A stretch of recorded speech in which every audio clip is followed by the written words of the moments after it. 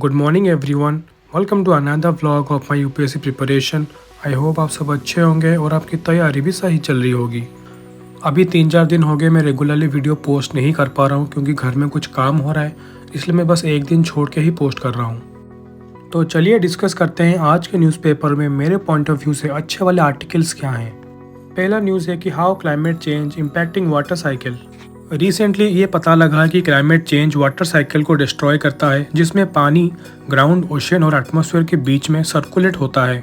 Water cycle में water ocean और ground से इवापोरेट होता है और वापस से अर्थ सरफेस पे आता है in the form of snow and rain. जब टेम्परेचर बढ़ता है तब ज़्यादा पानी इवापोरेट होता है और इसके वजह से प्रेसिपिटेशन इंटेंसिटी बढ़ता है और जिसके वजह से स्टॉर्म और भी डेंजरस हो जाता है और ये सीवियर फ्लोडिंग का भी कारण होता है।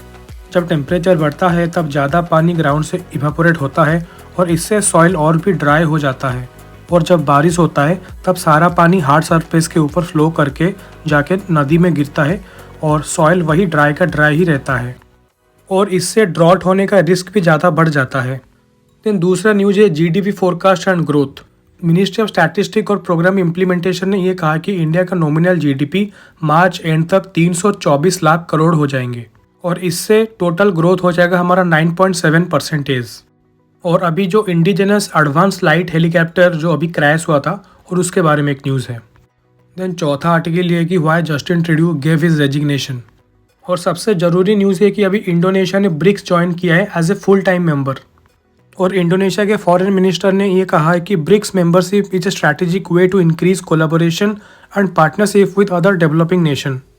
जो हमारा ई श्रम पोर्टल है वहाँ पे 22 शेड्यूल लैंग्वेज यूज़ किया जाएगा। देन इकोनॉमी वाले पेज में एक न्यूज़ है कि Microsoft plan to invest 3 billion on AI and cloud infrastructure in India. एक और न्यूज़ है जैसे कि RBI ask credit bureaus and bank to pay ₹100 per day for delay in data updation. और आज ओडिशा के कैपिटल भुवनेश्वर में प्रवासी भारतीय दिवस का सेलिब्रेशन होगा और यहाँ पे 75 नेशन से 6000 लीडर्स आएंगे और इसके लिए उड़ीसा में हमारे फॉरेन मिनिस्टर श्री जयशंकर और हमारे प्राइम मिनिस्टर श्री नरेंद्र मोदी जी भी आएंगे। अगर आपको डेली करंट अफेयर जानना हो तो आप मुझे इंस्टाग्राम में फॉलो कर सकते हैं, वहाँ पे मैं डेली करंट अफेयर के अपडेट देता हूँ। तो आज के करंट अफेयर में बस इतना ही और इसको कंप्लीट करके मैंने चालू किया करने अपना करंट अफेयर्स। इसमें मैंने पहला चैप्टर किया है general provident fund, that is GPF. It is a saving scheme introduced in 1960. It is available for the government employees in India. The objective is to provide a dependable source of income after retirement to government employees. The contribution towards the GPF are made only by the employee. The total amount that is accumulated throughout the employment term is paid to the employee at the time of retirement. The following are the eligible to subscribe to a GPF, that is all temporary government servants, all re-employed pensioners and all permanent government servants. Minimum contribution is 6% of the salary और maximum can go up to 100%. इसका nodal ministry है ministry of personnel public grievances and pensions. Then किया है authorised economic operation. It is a programme under the aegis of the world custom organisation and safe framework of the standards to secure and facilitate global trade. The program aims to enhance international supply chain security. It is of the 3 pillar of safe FOS. In India, it was introduced by the Central Board of Indirect Taxes and Customs in 2011. It is a voluntary program administered by the CBIC. Then किया है India's GDP growth performance. The slowest growth in 7 quarters. India's GDP grew by 5.4% in the July-September 2024 quarter, down from the 6.7% in the previous quarter. Then sectoral slowdown. The manufacturing grew by just 2.2% compared to 7% previously, driven by weak consumer demand, inflation, and high borrowing cost. Then private consumption constituting 60% of the GDP and slowed to 6%. Then rural-urban dynamics. Rural showed a recovery due to strong agricultural output and urban demand lagged due to high inflation and weak wage growth. Then economic concerns and policy challenges, policy pressure and private sector issue. Then structural recommendations, deregulation, public investment, private sector responsibility and geopolitical risk. Then national mission on natural farming. It is a chemical-free farming system that only uses inputs produced using livestock and plant resources. It is a system where laws of nature are applied to agricultural practices. This method works along with the natural biodiversity of each farmed area.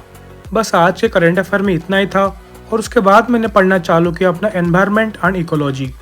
इसमें मैंने किया Montreal protocol and Antarctic treaty, then किया है collective intelligence initiatives, then water credit, then UNESCO religious state of the ocean report and carbon pricing.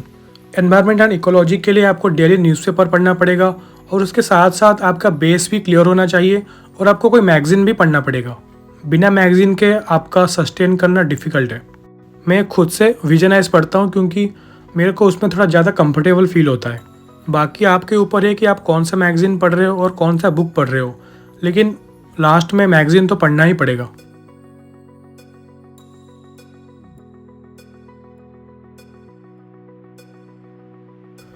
तो ऐसे ही मैंने ecology and environment ख़त्म करके फिर मैंने चालू किया पढ़ना अपना इकोनॉमिक्स। इकोनॉमिक्स में आज मैंने जीडीपी और एग्रीकल्चर वाला चैप्टर किया है। अगर आप इकोनॉमिक्स नए नए पढ़ रहे हो तो मेरी मानो तो पहले एनसीईआरटी पढ़ो क्लास 10th और क्लास 11 और क्लास 12 के, उसके बाद ही कोई स्टैंडर्ड बुक्स उठाओ।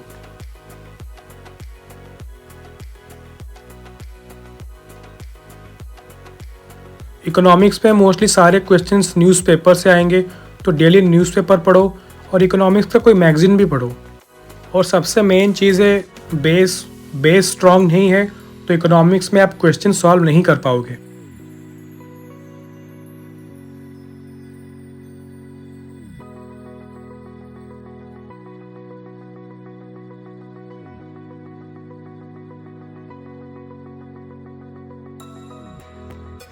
तो ऐसे ही मैंने इकोनॉमिक्स ख़त्म करके शाम के टाइम में थोड़ा पार्क चला गया, जैसे कि मैं रोज़ जाता हूँ इवनिंग वॉक करने।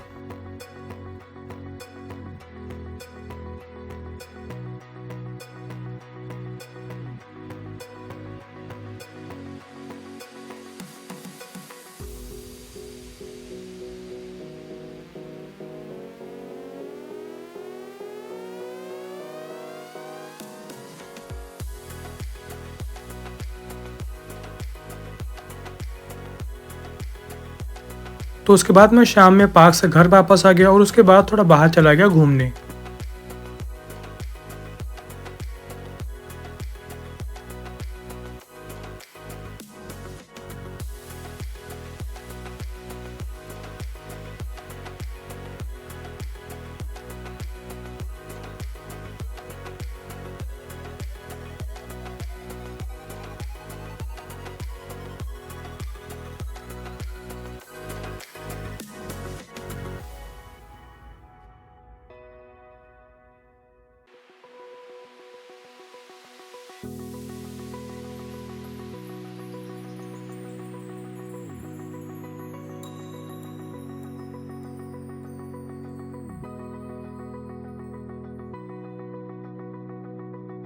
फिर बाहर से घर आके मैंने लगाना चालू कर दिया अपना मॉक टेस्ट, जैसे कि मैं रोज़ लगाता हूँ विजनाइज से।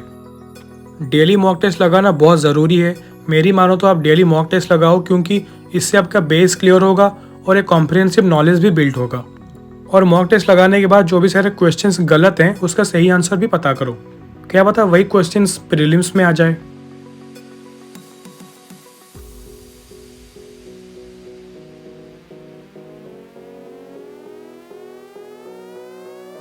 तो ये था आज मेरा पूरा दिन का स्केड्यूल, जिसमें मैंने सारे टॉपिक्स अच्छे से कवर किया है। आप मेरे डेली शॉर्ट्स के सीरीज़ देख सकते हो, वहाँ पे मैं एक वाइल्ड लाइफ सेंचुरी के साथ करंट अफेयर के न्यूज़ भी अपलोड करता हूँ।